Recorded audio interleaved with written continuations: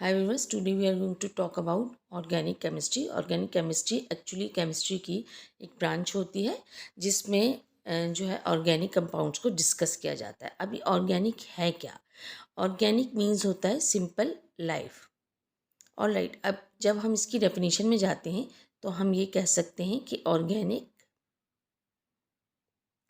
Organic compounds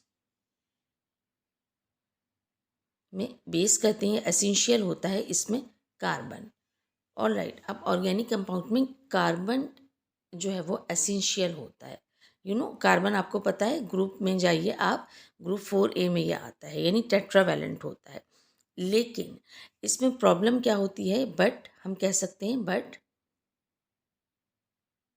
not all carbon compounds. इसको मैं सिर्फ कार्बन को C की सिंबल की सूरत में जाहिर कर रही हूँ।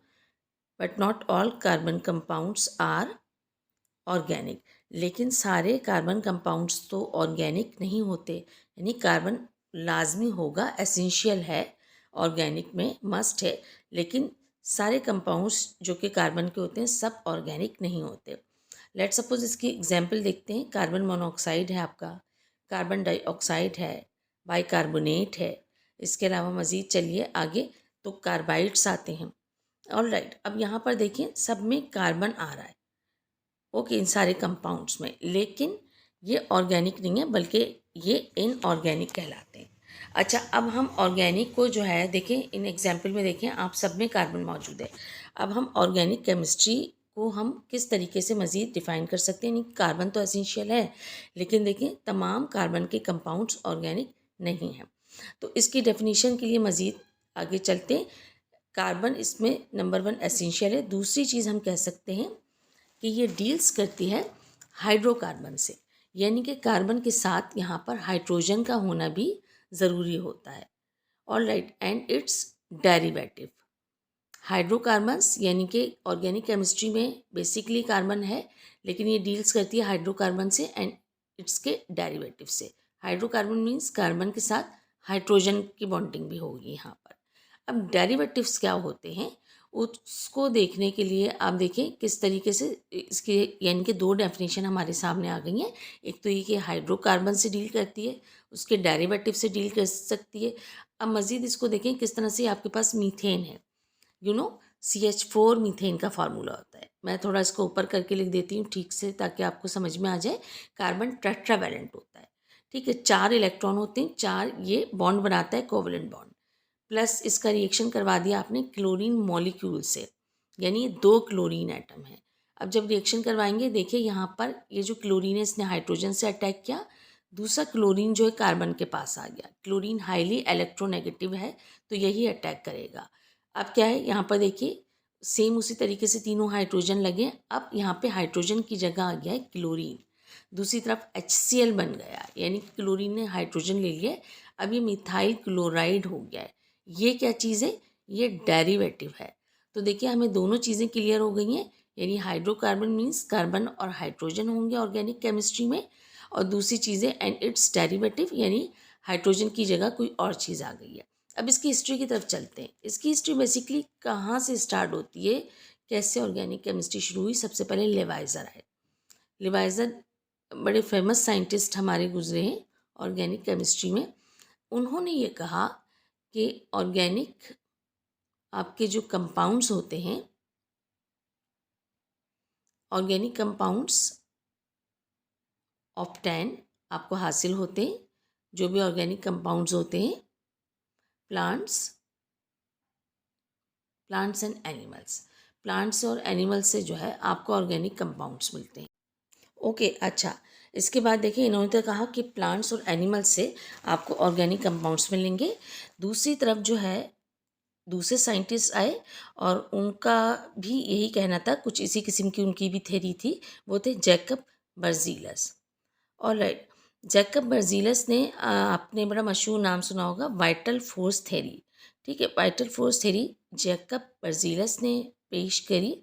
और वाइटल फोर्स थ्योरी के अकॉर्डिंग, जैसे कि इसके नाम से ही जाहिर होता है, वाइटल फोर्स थ्योरी, इसमें इन्होंने कहा कि जितने भी ऑर्गेनिक कंपाउंड्स हैं वो लिविंग ऑर्गेनिज्म से मिलते हैं, ठीक है। लिविंग ऑर्गेनिज्म से ही आप उसको सिंथेसाइज करके ऑर्गेनिक कंपाउंड बना सकते हैं। ऑलराइट, तो इस तरीके से इस किस्म की थेरीज जो हैं ये चली स्टार्ट में ऑर्गेनिक कंपाउंड्स की। तो लिवाइज़ा ने भी देखी इसी तरीके से कहा कि प्लांट्स और एनिमल्स जो होते हैं जाहिर सी बात है जब वो डिकम्पोज हो जाते हैं तो ऑर्गेनिक कंपाउंड्स में तब्दील हो जाते हैं। यही बात जैकब बर्जीलस ने भी कही वाइटल फोर्स थ्योरी में कि लिविंग ऑर्गेनिज्म को सिंथेसाइज करके मिलते हैं। अच्छा, अब ये तो था एक पुराना नज़रिया। अब 1828 में यानी 19 सेंचुरी में वॉलर साइंटिस्ट आए और उन्होंने पिछली थेरीज को फेल कर दिया। अच्छा, वो किस तरीके से, उन्होंने जो है लैब में एक एक्सपेरिमेंट किया और उन्होंने ये कहा इन ऑर्गेनिक कंपाउंड से उन्होंने ऑर्गेनिक कंपाउंड बनाया।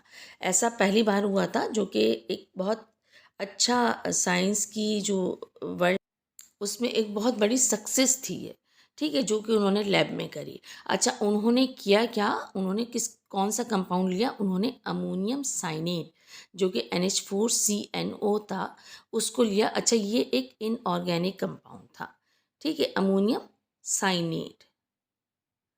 अच्छा, इसकी टर्म्स पे ज़रा गौर किया कीजिए कि क्या टर्म्स यूज़ हो रही हैं क्योंकि ये बहुत ज़रूरी होता है। अच्छा, अमोनियम साइनेट से उन्होंने जो है यूरिया बनाया। अब यूरिया बहुत मशहूर और बहुत फेमस ऑर्गेनिक कंपाउंड है। तो इस तरीके से उन्होंने जो है ये एक बहुत सक्सेसफुल उनका एक्सपेरिमेंट था जो कि उन्होंने लैब के अंदर किया। ऑलराइट, तो इस तरीके से ये कहा गया कि इन ऑर्गेनिक से भी ऑर्गेनिक कंपाउंड हासिल हो सकते हैं, ज़रूरी नहीं है कि सिर्फ लिविंग ऑर्गेनिज्म से ही हासिल हो। ऑलराइट, अच्छा, उसमें उन्होंने हीट दी, डेल्टा एच की मौजूदगी में ये किया। इसके बाद मज़ीद एक साइंटिस्ट आए 1845 में, यानी ये 19 सेंचुरी में सब हो रहा था, वो कोलबे थे।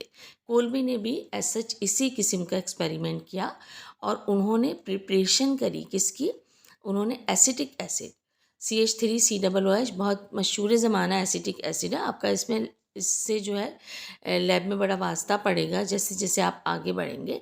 तो उन्होंने एसिटिक एसिड तैयार किया और वो भी उन्होंने कार्बन, हाइड्रोजन और ऑक्सीजन को मिलाकर जो है लैब में बनाया, ठीक है। अच्छा, इस तरीके से उन्होंने भी कहा कि इस तरह से कार्बन, ऑक्सीजन, हाइड्रोजन को मिला के ऑर्गेनिक कंपाउंड बन सकता है। अच्छा, फिर ये आपका जो नज़रिया था पुराना कि लिविंग ऑर्गेनिज्म से ही सिंथेसाइज करके लिया जा सकता है, वो रॉन्ग हो गया। Alright, so you have to practice and good bye.